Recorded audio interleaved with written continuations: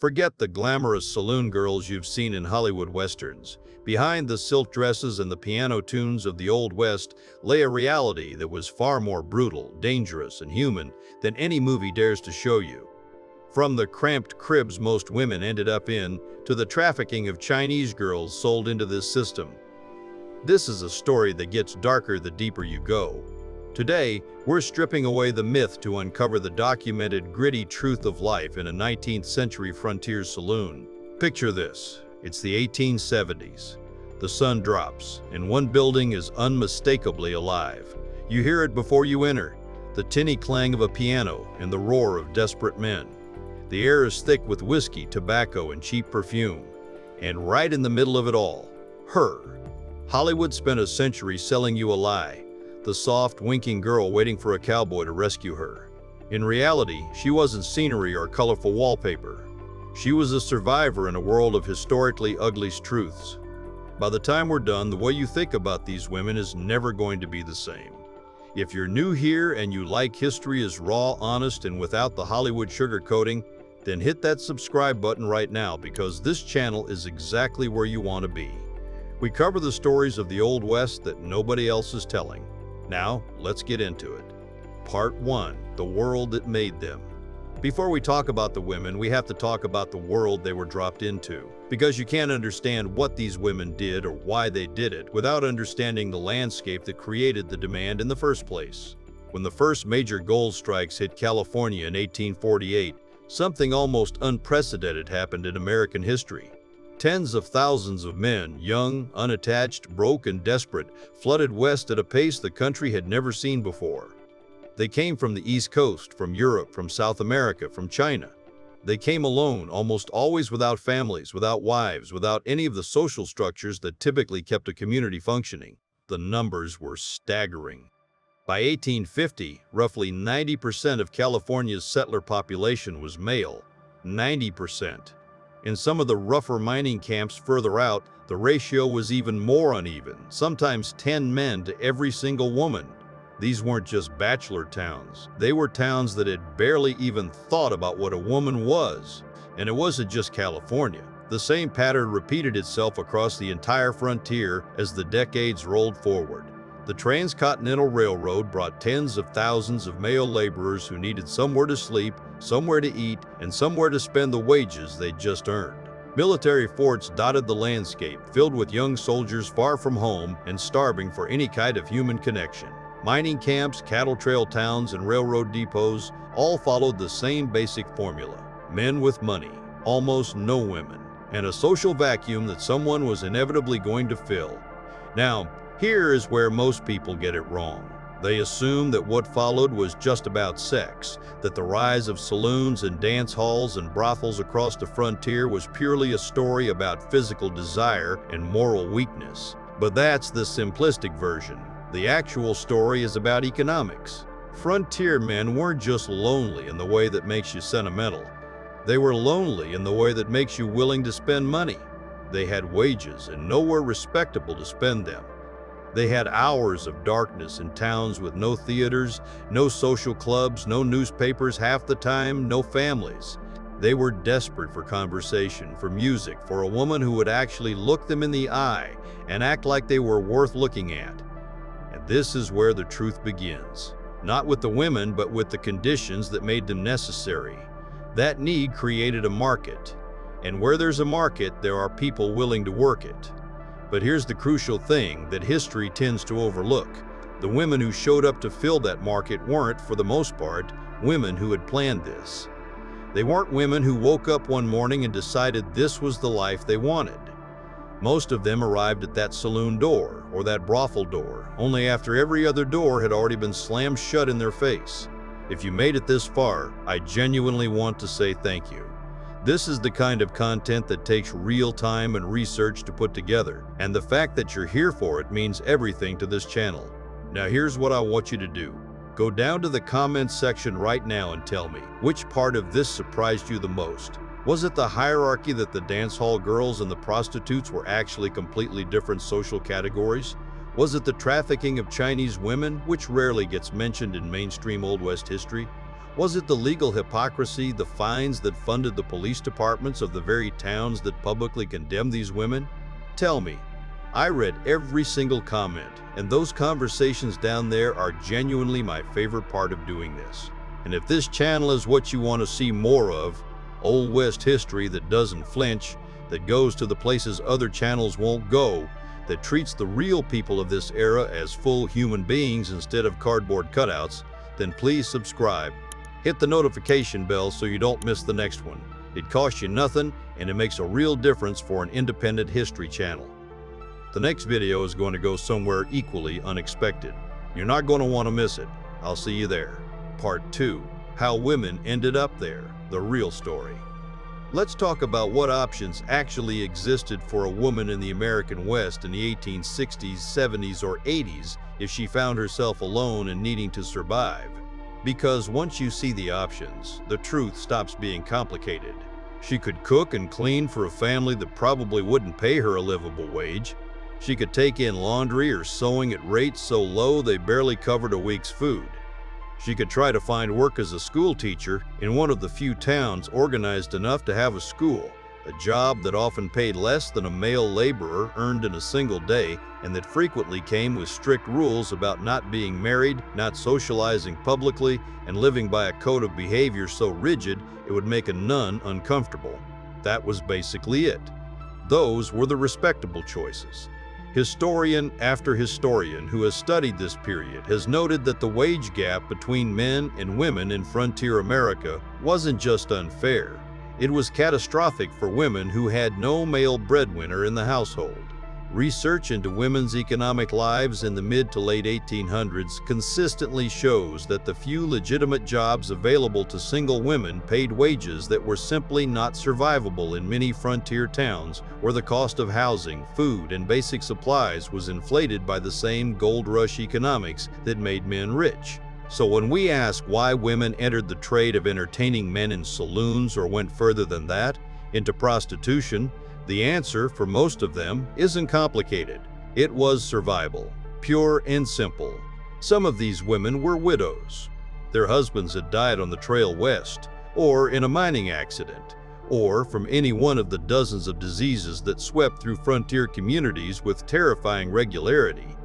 They were left behind, often in unfamiliar territory, with no family nearby and no inheritance to speak of. Some were abandoned. Their men had simply walked out or never come back from some prospecting trip, leaving women stranded in towns where nobody owed them anything. Some were orphans who had aged out of whatever charitable arrangement had kept them alive as children. Some were young women who had fled abusive situations back east and come west hoping things would be better, only to discover that the West had its own particular cruelties.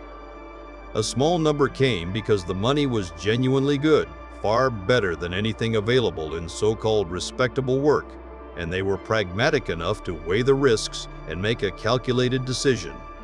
And yes, there were even a handful who, as one Colorado woman named Laura Evans reportedly admitted, entered the life because they simply liked singing, dancing, and having a loud, raucous, unconstrained good time, and that was a kind of freedom that polite society didn't offer a woman in the Victorian era. But most of them were there because the world had given them no other realistic options. And it's important to sit with that for a moment before we go on. Because the way we talk about these women, as fallen, as ruined, as morally deficient, says a whole lot more about the society that trapped them there than it does about the women themselves. Part 3. Not all saloon girls were the same. The hierarchy that history ignores. Now here is where things get genuinely interesting, and where the Hollywood version falls apart completely. Because the truth isn't just harsh, it's uneven. And where you landed in this world determined everything. When most people hear the term saloon girl, they picture one type of woman doing one type of thing. But the reality of the Old West was that there was an entire social ecosystem operating inside those frontier towns, a complex, stratified hierarchy of women in the entertainment and sex trade, with huge differences in status, income, safety, and freedom depending on where exactly you sat in that system. At the very top were the dance hall girls. These were the women you actually would have seen most often if you'd walked into one of the better saloons on a typical evening. Their job was entertainment, dancing, singing, conversing, charming. They kept men drinking. They kept men at the tables. They were, in the language of modern business, skilled hospitality workers. And here's the thing that surprises most people. Many of these women were not prostitutes, not even close. Dancing started around 8 in the evening, and a popular girl could dance 50 separate turns in a single night. Each dance lasted about 15 minutes and came with a ticket, usually priced at 75 cents to $1. The proceeds were split between the dancer and the saloon owner. After each dance, the girl would guide her partner to the bar, where she'd make an additional commission on whatever he ordered. When you do the math, a genuinely popular dance hall girl could earn more in a single night than a working miner earned in a month. The money was so good, in fact, that historians have noted something fascinating. It wasn't uncommon for women who had previously worked as prostitutes to move into dance hall work when they could, because the earnings were higher and the work was safer. The image of the glamorous saloon girl actually did have some basis in reality, but only for the small percentage of women talented and fortunate enough to occupy the top tier of this world. These women were typically treated with a measure of respect. Not equality, this is still the 1870s we're talking about, but a kind of rough frontier chivalry that the men of the West genuinely extended toward women in entertainment work. Saloon owners were fiercely protective of their best girls because they were literally the business. A popular dancer kept men buying drinks for hours. Her value was understood, and, within the world of the saloon, she was protected. The biggest threat to the saloon owner wasn't violence toward his girls, it was marriage. Men fell genuinely in love with dance hall girls at a remarkable rate, and more women left the saloon life through the front door of a church than through any other exit. Below the dance hall tier sat the brothel workers, women who lived and worked in what were called parlor houses. The better parlor houses were genuinely impressive operations. From the outside, the nicer ones looked like respectable mansions. Red lanterns hung at the entrance to signal their purpose, and red curtains adorned the lower windows. Inside, there were lavishly decorated parlors with sofas, pianos, and the kind of decor that would have looked at home in a wealthy Eastern family's sitting room. The madams who ran these establishments maintained strict standards. No drunkenness on the premises, no public disorder, no visible evidence of the true business being conducted. Between appointments, guests and residents were entertained by musicians and performers. The women who worked in the better parlor houses had what might be called relative comfort. Real beds, access to food, and some degree of routine. They also had a certain status in the town, paradoxical as that sounds. In many frontier communities, the madam of a high-end parlor house was a significant civic figure. She knew everyone, heard everything, and wielded the kind of informal influence that comes from operating a place where powerful men come to relax and talk. Some madams became genuinely wealthy. Some acquired property, invested in businesses, and built real economic independence at a time when women had almost no legal avenues to accumulate wealth. The world of the parlor house madam is one of the most fascinating and underexplored stories in Old West history, with women operating sophisticated businesses in an era that did everything it could to keep women economically dependent. But then there was the world below the parlor houses. And that world was not glamorous. That world was not profitable. That world was, by almost any measure, a slow catastrophe. Part 4. The Cribs. The part nobody wants to talk about. If the parlor house was the top of this world, the cribs were the absolute bottom, because this is where the story stops being impressive and starts being brutal. Cribs were exactly what the name implies. They were tiny, cramped wooden rooms, often no bigger than 12 feet by 12 feet, packed into back alleys and side streets in the red light districts of frontier towns. They had a door, a window, a makeshift bed, and a wash basin. That was it. No kitchen, no privacy, no sanitation worth speaking of, no comfort of any kind. Women who worked the cribs were at the lowest rung of the hierarchy, and in many cases they had not started out there. Historians who have studied this system carefully have noted a particularly grim pattern. A woman would arrive in a frontier town relatively young and relatively healthy, find work in a decent brothel, and then, as years passed and her health declined, as disease took hold, as addiction crept in, she would slide down the hierarchy. The parlor house would let her go. She'd find cheaper accommodation. Eventually, she'd end up in the cribs. The cribs attracted the cheapest clientele: drunks, sailors, laborers, men who had nothing to spend and no concern for the woman whose door they were knocking on. Prices were as low as 25 cents. Women in cribs would often stand in their doorways or call out to men passing in the alley, advertising themselves because they had no owner managing their business, which meant both more autonomy than brothel workers in one sense and far more exposure and danger in every other sense. Violence was endemic in the cribs.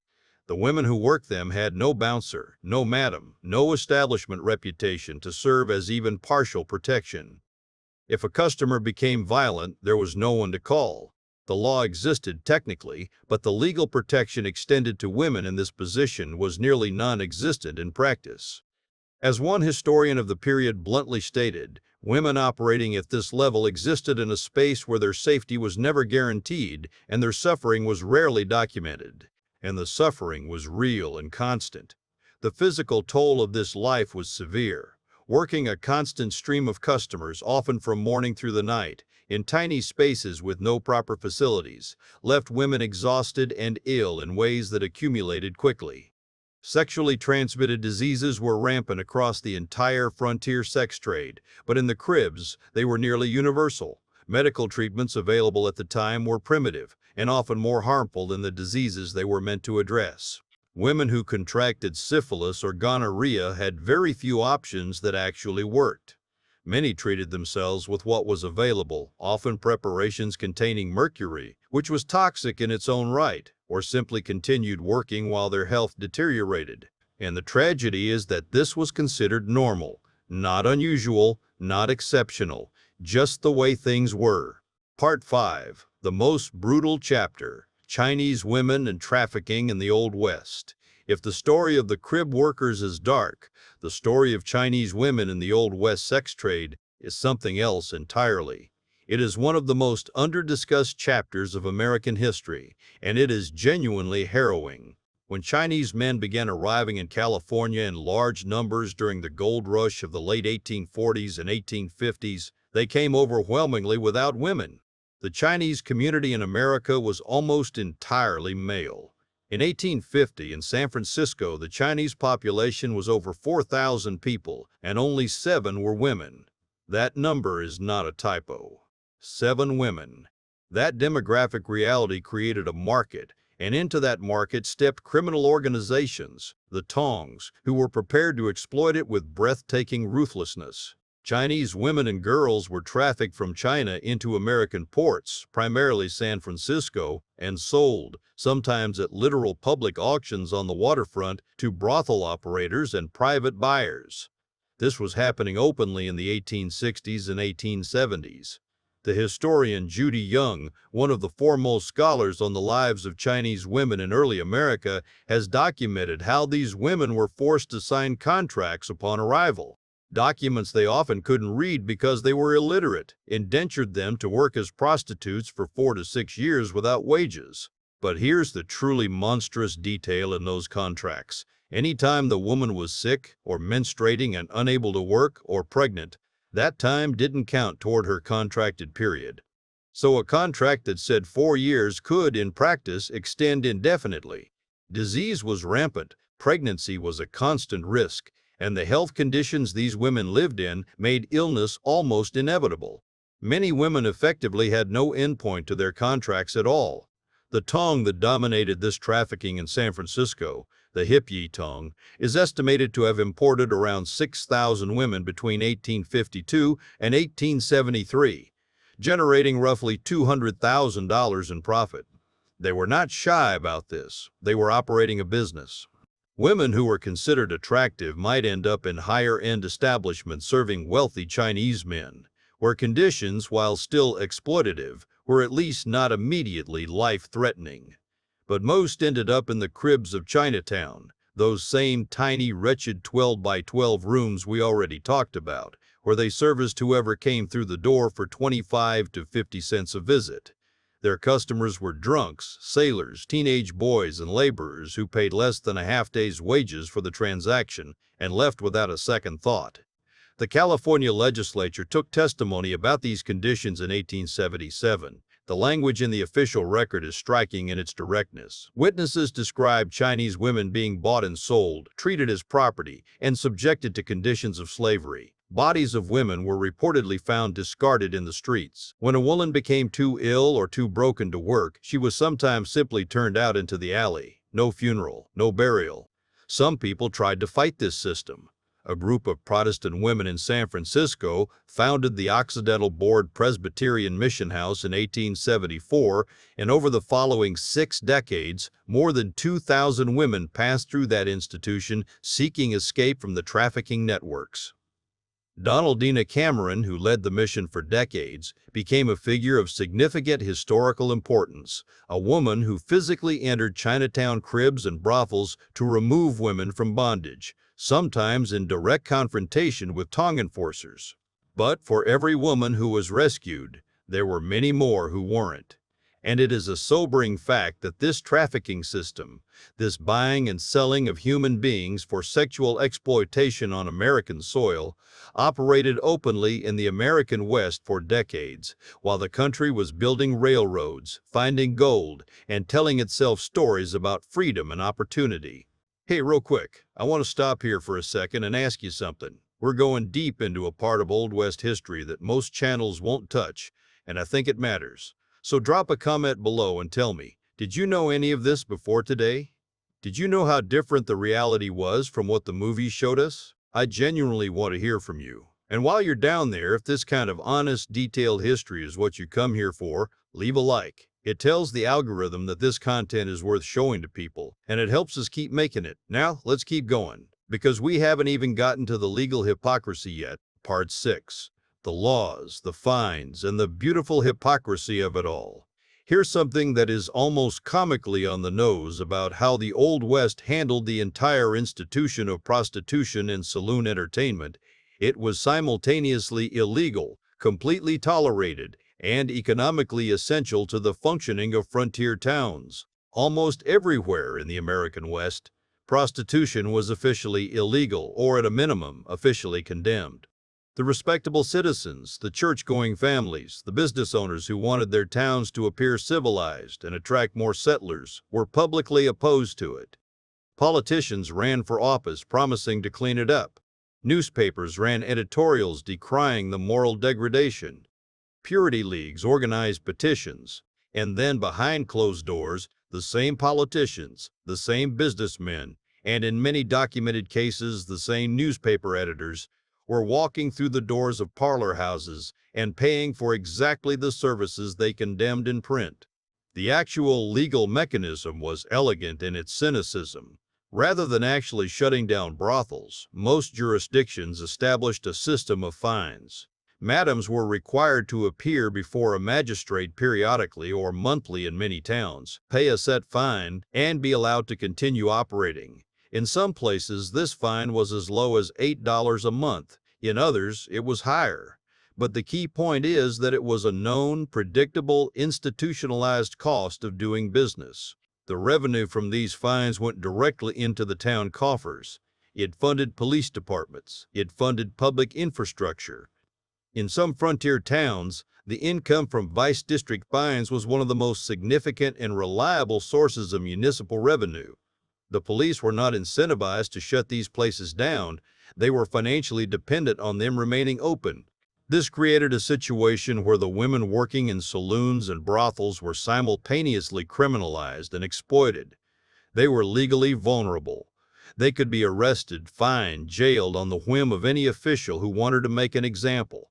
But they were also never going to be permanently shut down because the system needed their money too much.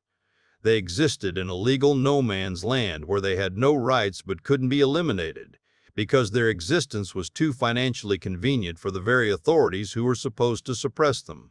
The geographic expression of this hypocrisy was the red light district. Almost every frontier town of any size had one, a designated area, sometimes called the line, where vice was permitted to operate openly.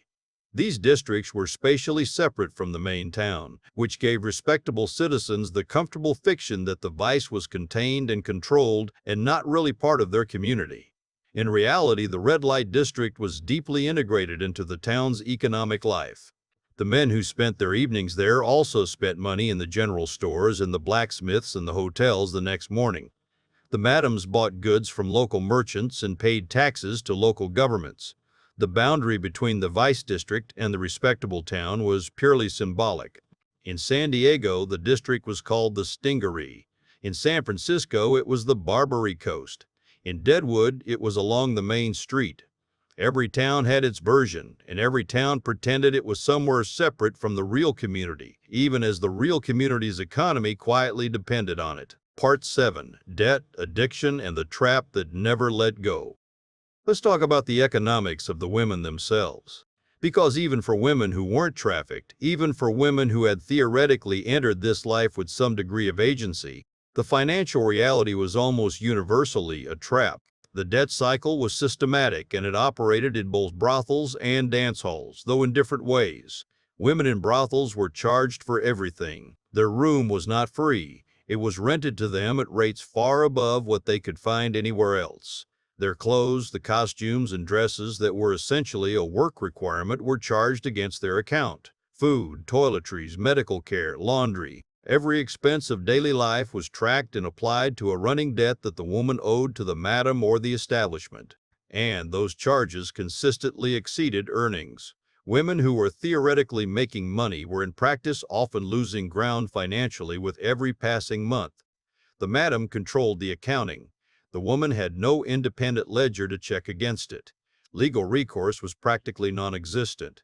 A woman in this position had neither the social standing nor the legal resources to contest financial exploitation by her employer. The result was a population of women who were technically free but effectively imprisoned. They could not save enough to leave. They could not accumulate enough to start a different life. And the longer they stayed, the more entrenched the debt became, and the more their health deteriorated, reducing their earning power and making escape even less realistic. Into this environment came the coping mechanisms. Alcohol and drugs were available in abundance in every frontier town, and for women living under the constant stress of this life, the physical exhaustion, the emotional toll of their work, the loneliness, the distance from family, the knowledge of how they were perceived by the world outside, they were attractive. Historians have documented clearly that addiction was pervasive among women in the frontier sex trade. Some madams actually encouraged it because an addicted woman was a controlled woman. She needed money for her habit, which kept her working. She was less likely to try to leave because leaving meant losing access to whatever was keeping the worst of her anxiety at bay. The addiction became another layer of the trap. And Christmas. Of all the things documented by historians of this era, one of the most quietly devastating is the pattern around Christmas. Records show that suicide rates among frontier sex workers spiked significantly around the holiday season. These were women who were already isolated from their families, already living in conditions of genuine psychological hardship, and who, when the rest of the world was celebrating warmth and family and belonging, had those absences thrown into sharpest possible relief. The holiday season that the rest of the town was celebrating was, for many of these women, the most dangerous time of year. Part 8. Violence and the Complete Absence of Protection. We need to talk about violence because it was a constant in these women's lives, and it was almost entirely unaddressed by law enforcement. Violent deaths among women in the frontier sex trade were not rare occurrences. Historians have documented over 100 cases in surviving records, with the understanding that actual numbers were certainly much higher, since deaths in this community were often unreported and uninvestigated. Women were assaulted by customers who became violent when they were refused service beyond what the woman was willing to give. They were killed by men who had become possessively attached to them. They were victimized by men who simply saw them as targets with no one to protect them. One account that historians have cited is particularly striking in what it reveals about how these women were perceived and how they perceived themselves. A dance hall girl who was brutally beaten by a drunken customer who had made unwanted advances When another man approached her to offer sympathy, she said, "I don't mind the black eye, but he called me a whore." Think about what that tells you.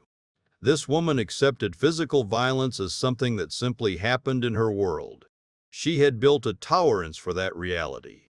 But being publicly labeled with that word, having her identity reduced to the most stigmatized category of her profession, that was what actually wounded her. Her dignity, her sense of self, her distinction between what she was and what she wasn't, that mattered to her in a way that the physical injury apparently did not. Sexual assault was widespread and almost never prosecuted. As researchers of this period have consistently found, women in the sex trade did not report assault because they understood clearly that their attackers would not be pursued. The combination of their legal status, their social standing, and the indifference of law enforcement made the reporting of violence pointless and often dangerous, since the act of reporting could draw unwanted official attention that would cause more problems than it solved. The only protection that actually existed came from within the system itself. Women in the better parlor houses had the protection of the establishment. A madam who had invested in her girls and had relationships with local power figures who could discourage the worst behavior. Dance hall girls had the protection of the saloon, and the saloon's bouncers and owner had financial incentives to keep popular entertainers safe. But this protection was entirely contingent on status. It evaporated the further down the hierarchy you went. At the level of the street and the crib, there was nothing. Now here's the thing. We've talked about the women at the bottom of this world, the ones who had the least power and the most suffering. But there's another side to this story that's equally real and equally important. There were women in the Old West operating within this same world who became genuinely powerful. Women who built empires out of nothing. Women who outlasted the men who tried to exploit them and died wealthy, respected, and independent. Stay with me, we're getting there. Part 9. The Women Who Beat the System. For every woman who was destroyed by the frontier sex trade, there was another, fewer in number, but real and documented, who found a way to make the system work for her. The madams were the most obvious example. Running a successful parlor house in a frontier town required a specific and formidable skill set. You needed to understand men, their psychology, their vanity, their social dynamics. You needed to manage personnel in a way that kept women loyal to your establishment rather than leaving for competitors. You needed to navigate relationships with law enforcement, local politicians, and civic figures who could either protect you or shut you down. You needed to maintain the financial accounts of an operation with multiple revenue streams while keeping your girls from accumulating enough surplus to leave. And you needed to do all of this while maintaining the public fiction of respectability, because the moment you became too visibly scandalous, you became a political target. Women who were good at this became significant figures in their communities. They knew things. Information was gathered from men who relaxed their guards behind closed doors, which gave them leverage. They accumulated property. Some of the most successful madams in frontier history owned multiple buildings, invested in businesses, and built genuine wealth at a time when women had virtually no legal access to financial independence through any other avenue. The story of Klondike. Kate is perhaps the most striking example of what a woman could achieve operating at the top of this world. Born Kathleen Rockwell in 1876, she made her name as a dancer and entertainer during the Klondike gold rush of the late 1890s. By the height of her career, she was reportedly earning more in a single night than most gold miners brought home in a month. She became famous, she became wealthy, and she became, in the eyes of the men who adored her, something close to a celebrity, a category that didn't quite exist yet in the formal sense, but that Klondike Kate occupied nonetheless. And the dance hall world offered something genuine for women with talent. If you could sing, if you could dance, if you could hold a room full of rough men's attention with your personality and your performance, there was actual money to be made.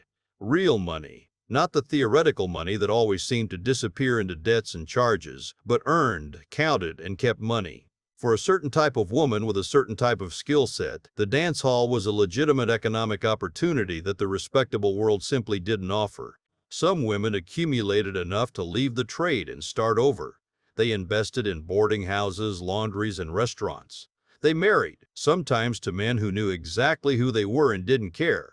They became, in the next chapters of their lives, citizens who had simply done what was necessary to survive long enough to build something real. Part 10. Social Stigma and the Double Standard That Built the West.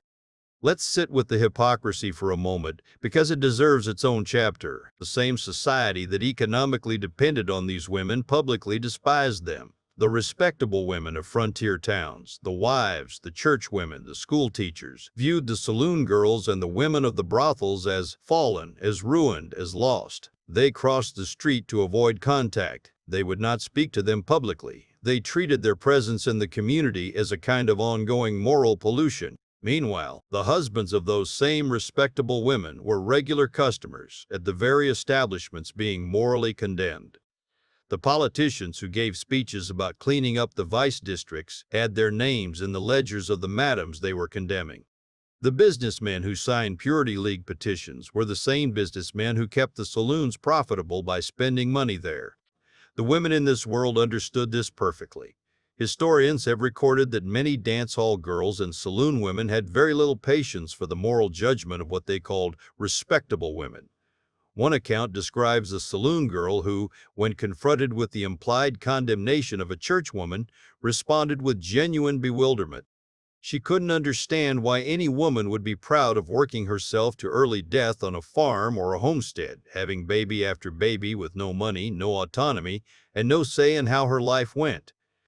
The saloon girl had more money, more freedom, and in many ways more agency over her own daily existence than many married frontier women did.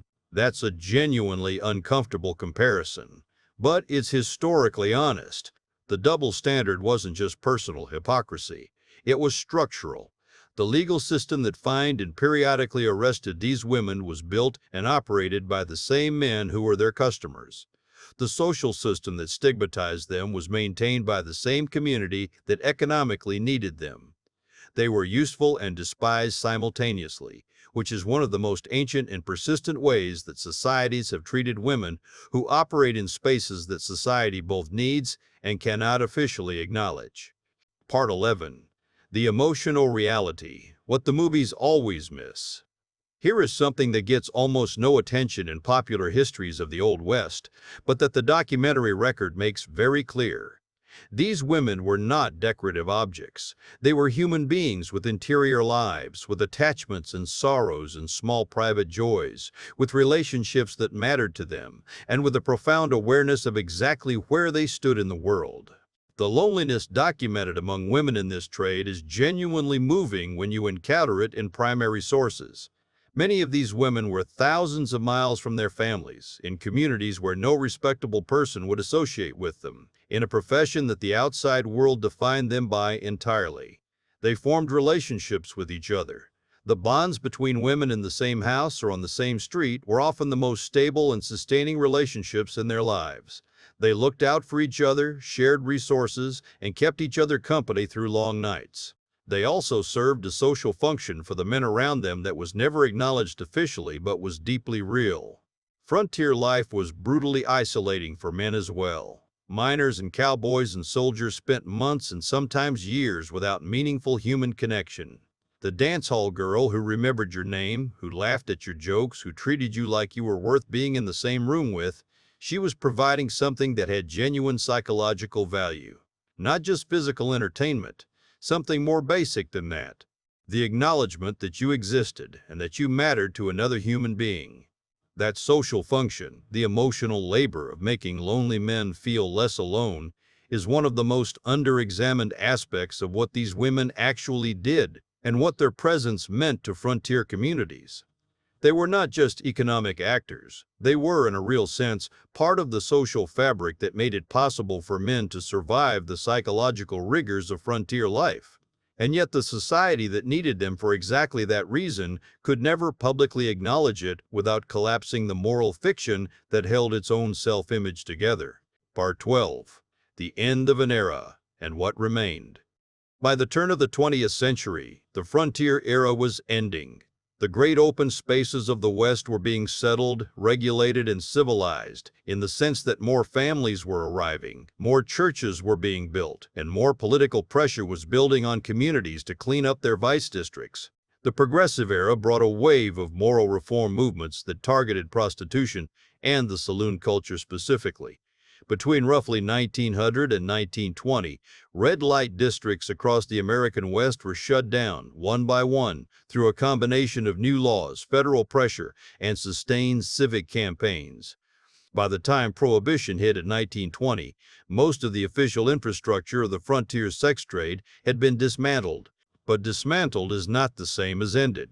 What the reform movements mostly accomplished was pushing the trade underground, removing the regulated, visible, locally taxed system that had existed on the frontier and replacing it with something less visible but no less present. The women who remained in the trade after the districts closed did so in greater danger, with less legal recourse, and with fewer of even the partial protections that the old system had provided. Reform, in this case, made things worse for the actual women it was nominally designed to help. And the documentation, the records, the archives, the names and stories of individual women largely disappeared with the districts themselves.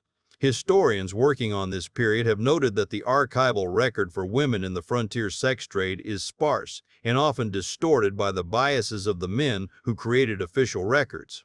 What we know about these women's lives comes from scattered court records, from the observations of reformers with their own agendas, from memoirs that were frequently bowdlerized before publication, from newspaper accounts written by men who had no interest in accuracy, and from the physical artifacts, the perfume bottles, the medicine vials, the personal objects that archaeologists have excavated from the sites of demolished red light districts. These women mostly did not write their own stories. Their voices were not recorded as a matter of official concern. What we have is fragments, and around those fragments, we have to construct the human reality of what their lives actually were, what the truth actually looks like. So here we are. We've gone from the cinematic image of the glamorous saloon girl, fan in hand, silk dress gleaming, waiting for the handsome cowboy, to something altogether more complicated and more honest. The real women of the Old West saloon world were not a single type. They were not the simple moral failures that respectable society labeled them, and they were not the romantic heroines that Hollywood invented to take their place. They were human beings operating within a system that had been built at every level to exploit them, and they responded to that system with the full range of human responses. Some were destroyed by it. They arrived young and healthy and left, if they left at all, broken by illness, addiction, debt, and violence. Their names are largely lost. Their deaths were rarely investigated. Their suffering was considered by the society around them a natural consequence of the choices they had made, even when those choices had been no choices at all. Some survived it, and nothing more. They endured. They found ways to hold on to their sense of self even when the world around them refused to extend them basic dignity. They looked after each other when no one else would. They marked Christmas with each other's company in the absence of family. They kept going because they had to. And some, a smaller number, genuinely beat the system. They accumulated enough money, enough skill, enough strategic intelligence to build real independence in a world that offered women almost none. They became madams and businesswomen and, eventually, just people living lives that the world could no longer define by what they had once done to survive. All of these women were real. All of them walked the wooden sidewalks of frontier towns that you can still visit today in some cases. All of them existed in the gaps of a history that preferred to either romanticize them or pretend they didn't exist. They deserve better than the Hollywood version. And now, at least, you know the real one.